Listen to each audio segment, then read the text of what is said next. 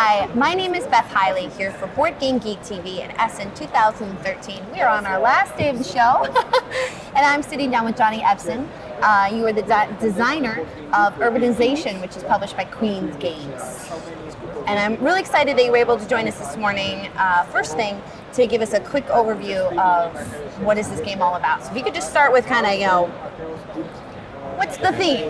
Okay, thank you.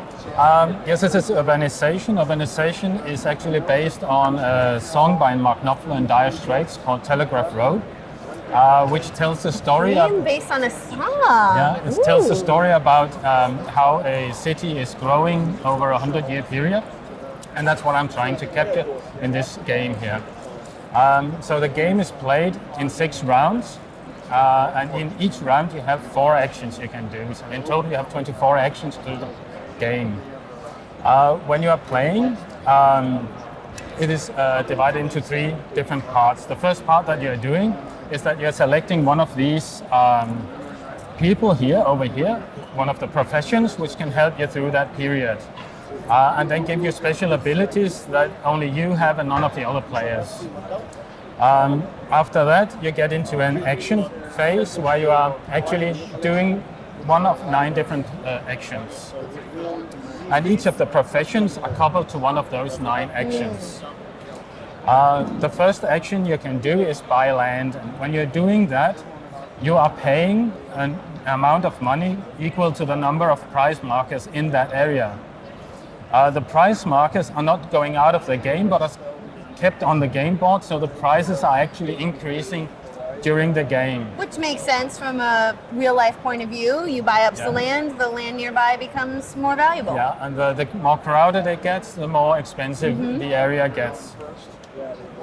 And if I can make an assumption, I'm guessing there might be space to develop 2. So these are actually sort of usable land in that area. So you can either build on it, or another action that you can do is actually sow some grain to use it for agricultural purposes. But you have to have the space in order to do that also. Let's just move that on. You can also increase the sizes of your building so you can house more people. And you can, for instance, build a skyscraper in that area. That increases the number of people that can live in your area, because what we're really trying to do is balance the amount of food that you have available, the buildings that you have available for the people, and also you need to have work for the people in order for those people to get to your area. And that's all captured by this little playing board here. Here, let's put that in the middle. Let's put it into the middle. Yeah. See if we can get it in there without moving the markers around. So we have here those 3 lines here. It's one for the buildings, so the amount of buildings you have. So when you increase your amount of housing, that increases. If you buy grain or you sow grain and harvest, that one increases.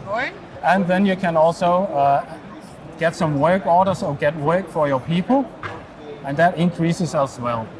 At the end of a round, you are looking at which of those 3 lines have the least. And that determines the amount of citizens that you have in your area. So if you don't have any work for the people, they don't want to come to your area. If you don't have enough food, or if you don't have enough housing, they don't come to your area. Forces you to be well balanced. Yes. So that is the marker up here, is just showing how many people is living in your area. The lower line, that is used for taxation. So you also want to have some income from those people who are working in your area, and you just move it in backwards order. Because when you arrive at the point where your citizen marker is, you no longer can do a taxation of the people. Then you have done too much, pretty much. There's no more money to get. So the more people you have in your area, the more you get for a taxation. Makes sense. But the less you can do over the course of the game. So the next action I want to show is you also need to have the work for your people. And the way that you do that is you have up here the factory cards, and they show which type of industry is available. And when you place your marker on one of these spots here, you get that type of markers here. So these are orange, this is a gray marker, In this case, I would get 2 orange markers which I would place on my player board. That just means that your area is active in that area. So I am doing a lot in bakeries, basically. If I put another one on this spot here, I get the 2 markers plus $1, so I'm starting to earn money on that type of industry also. And for the final spot, you actually get that, so you get sort of a monopoly on that type of industry. So now I'm very big in bakeries, and those are then immediately moved on. And that means that the type of industry is also evolving over the 100-year period. So at the beginning, you have very much of these primary type of work.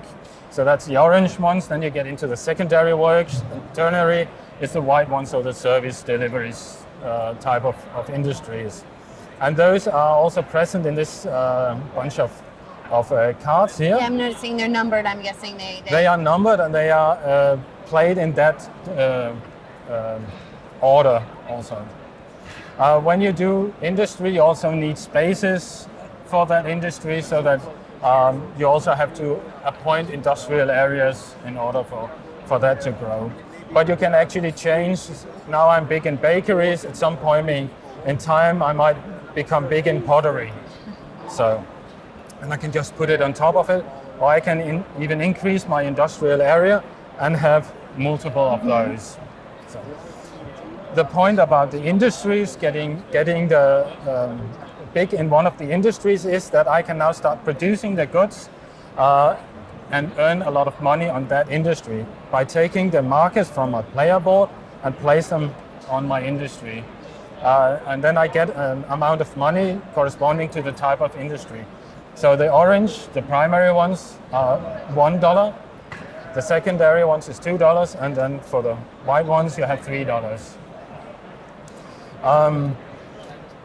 So that is about getting the industries attracted to your area, getting the housing into your area, and also getting the agricultural in place so you can feed the people.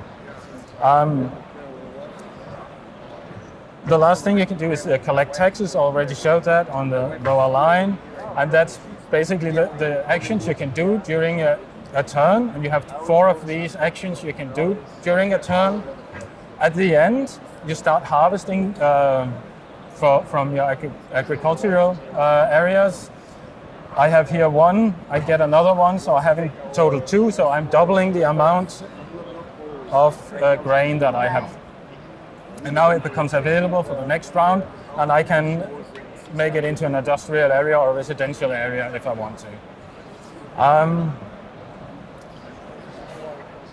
Then that's the point where you also are adjusting your citizens, and you get your points. So you get 2 points for each citizens that you have in your area. In this case, I have 3 citizens, I would get 6 points for those. Then I have to feed those. I have to remove 3 here, because I have 3 citizens. Well, makes sense, eating grain. And then I'm ready for the next round. How long would a typical game take you? It is somewhere between 1 hour, 1.5 hours. Oh, so that's fairly quick. That is fairly quick. In the game, there is also an expansion included, and that's the top line here. It's the inventions area.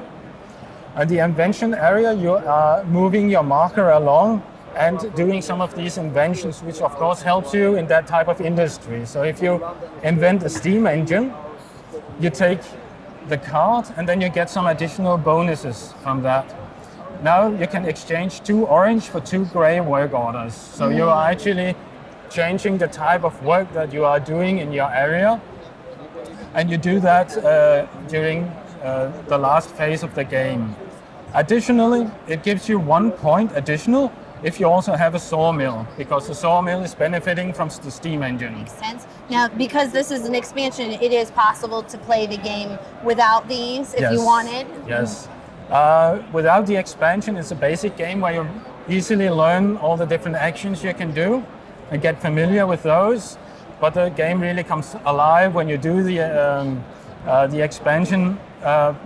With the invention, you start to be building engines within the game, and you sort of can optimize how your strategy is working.